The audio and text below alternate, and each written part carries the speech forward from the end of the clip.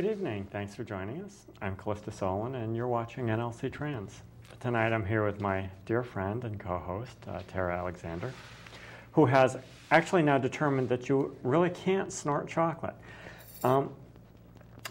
Renee could not be with us tonight, and as well as Stacy, and I think Stacy's going to be out probably for the rest of the season.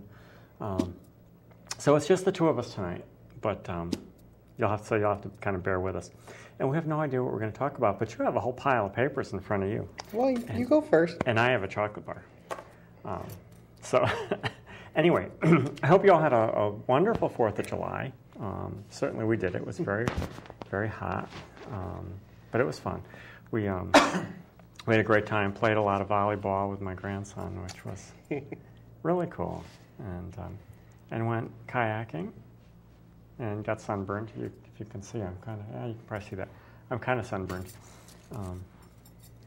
Kind of spent a lot of time in the sun. It was actually fun. We had a great time. You're probably not interested at all in this, but I'm going to tell you anyway because it's what I do. We actually put in we have kayaks. Tara and I would go kayaking, and we put in at the estuary off of Route 12 in Preston there. And went out on the Thames and actually went all the way up to Norwich and up the Yantic River and almost to Indian Leap Falls. Almost Indian Leap Falls. Damn near Indian Leap Falls before we ran aground because there's no water actually in the Yantic. Yeah, we could hear it. We could see the apartment complex under the falls, but we just couldn't make it around the bend. There wasn't enough water. Yeah, but it was nice. It was very, very hot though. But anyway, very hot. It was a lovely 4th of July and it was great. So I hope you all had a wonderful 4th. And next week we're actually going to start having guests again. We have a pretty full schedule, and it's filling up pretty fast. But we've had some rearranging going on. So anyway, it's been a great summer so far. Yeah. Garden's going like crazy. And, very prolific gardener. Yeah, it's been great. I was out there harvesting this morning. And, summer squash and zucchini and a dishpan full of cucumbers. Yeah, they grow so fast. Except that my here we go. I'm going to bore everybody to death. My lettuce bolted, which was apparently due to the heat. Apparently, if you get a lot of really, I'm no expert on lettuce, but my lettuce bolted. It went to seed. Yeah, it didn't get up and run away. Yeah. Apparently that happens if the weather gets really hot. The lettuce will do that. It will just, instead of, the head comes apart and it goes to seed. And it's like... Which basically means it forms a 3-foot-tall cone of lettuce. Which is... Anyway. We now have cones of lettuce in the garden. Anyway, so... sorry. So anyway, we're talking about iceberg lettuce here. If anybody out there knows how to... I know that there's a way to fool the lettuce and prevent it from doing that, but I think it has to do with pruning the lettuce. But if anybody out there knows, as an expert on lettuce, and wants to tell me how to fool the lettuce into not bolting, you can call up and tell us. Short of buying 5 pounds of ice every day. Yeah. Well, if you put grass around the bottom of it to keep it insulated, shouldn't you put ice cubes around the bottom of it to cool it off? Yeah, I think what you have to do is just grow it really early in the season or maybe late in the season to keep it from doing that. But anyway, so now that I've bored you all with my gardening and kayaking. Kayaking is fun, though. We had a great time.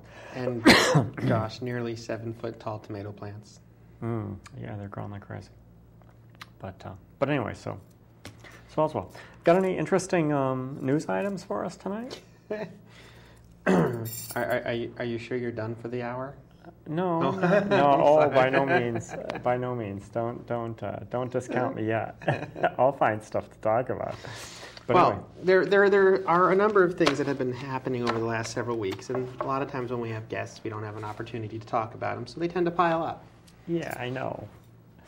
From last week, most of these are from The Advocate, but Rhode Island Governor Donald Carcieri vetoed a bill that would have expanded the state's hate crimes law to cover victims of crimes based on gender identity and expression. So that's disappointing that our Yes, neighbor to the east, that's very disappointing. if it gets to the governor's desk, that means that the hard-fought battles have already been done in the House and the Senate, and the governor decides to veto it. It's disappointing. Along those same lines, there was news this week that Governor of Hawaii, Lisa Lingle, vetoed the bill when it came across her desk to create civil unions in that state. So there was a lot of hope, and there was a lot of goodwill for this apparently in Hawaii, but I guess they weren't prepared for the governor to say, nope, not here. Yeah, and I'm not sure I understand the reasoning behind that, but for either one of them, in fact, especially Rhode Island, a hate crimes bill doesn't make any sense to me to veto that. But not that it makes any sense to veto anything else, but that's just a little more surprising to me, I think. Well, in this case, the governor of Rhode Island says that the law does not need to be expanded because it already includes crimes based on gender and sexual orientation. That's obviously we don't get it. And there's some recourse when you're dealing with gender, but as we've talked about before, for me to file a grievance or file a complaint or have some action taken because of protection on my gender, I have to claim that my gender is male, and therefore what I look like and how I act is incongruent with what people expect for a guy, and that's why they came after me. Right. And that's just not right. That's not true. Yeah. So there may be recourse for it, but it's in this case it's forcing the victims to sort of to really take a route that's just sort of lying about the reality of the situation. Right. On top of which, gender identity and/or expression does go much further than just gender. Gender-based bias is something we've dealt with between men and women for a long time. It's well understood. But a guy getting passed over for raises because he doesn't act enough like a guy. He's not macho enough. He doesn't talk about his conquests, and his boss would like him to. Or, Right. that kind of stuff's not quite the same. Yeah. But that was the reason there.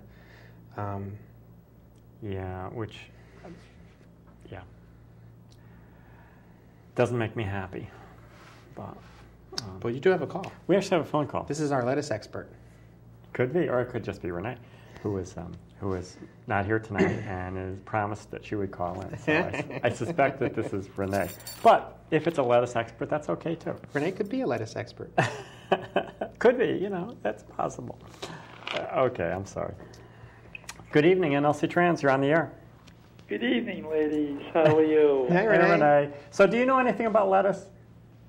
Very little. Okay. I'm not an expert on that topic. I just wanted to call. I saw this article in the paper, I believe it was yesterday, where Foxwoods expands the gay and lesbian human resource policies. Yep. Yeah, I heard something about that. Yeah, I was quite surprised with that. They actually, Good thing. yeah, they've actually done a nice job. I think we talked about them briefly last week with Sally Tamarkin and Jerry Marie Leesgang. They're now one of the sort of executive partners of the Connecticut Gay and Lesbian. Cabo. Oh, Cabo, the Chamber of Commerce. Chamber of It's, Commerce. Thank you. Yes. Oh, yes. Mohegan Sun, for the record, was already a member of the Gay and Lesbian Chamber of Commerce, and Foxwoods now, like you said, Renee, with this change to their policy, one of the things that they've done is join the Gay and Lesbian Chamber of Commerce. Yeah, which is very good. GLBT, Chamber of Commerce. Yeah. It says it officially recognizes and protects the rights of them. Yeah, Lesbians. It'll be interesting to see it in practice. I've heard a lot of things about both the casinos and some of the biases people face, but certainly making that kind of public statement is a good step, a big step, and as they pointed out, our guest pointed out last week, more and more companies across the state are coming out and adding actual policies to their HR statements, stating that they don't tolerate discrimination against sexual orientation or gender identity or expression. Yeah. So we commend Foxwoods for their joining the ranks of modern Fortune 500 companies. Yeah, yeah, and it's a good thing because I know, well, we know there are a bunch of people like us working there. Yes, there are. And so they've sort of, not that they were all necessarily undercover, but there certainly were many. And who are afraid to come out at work, are afraid to move on with their life. It's a whole lot easier. Yeah, and so that is good. That is a good thing. And we certainly know what it's like when you work for a company that doesn't believe in that. Yeah. Yes. Yeah, it's not a good thing. Both of you faced job issues because of it. Yeah. Yes. Yeah, that's a very difficult thing, but that is good. That is really, really good news. And so Renee, I wanted to ask you, being that we have you on the phone here. Yes. Maybe you could, because I'm always confused, and being that you are our guest coordinator. What is our guest lineup for the next few weeks? Okay. Bear with me for a moment here. Okay. Next week we have Priscilla Lowndes.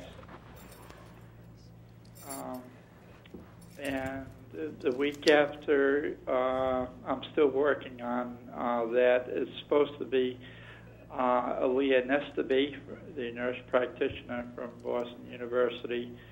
And I'm hoping to get a person by the name of Heidi Blackmore. She's going to be speaking about how her daughter came out and just came out, and she's going to be speaking on that and a couple other topics that she's,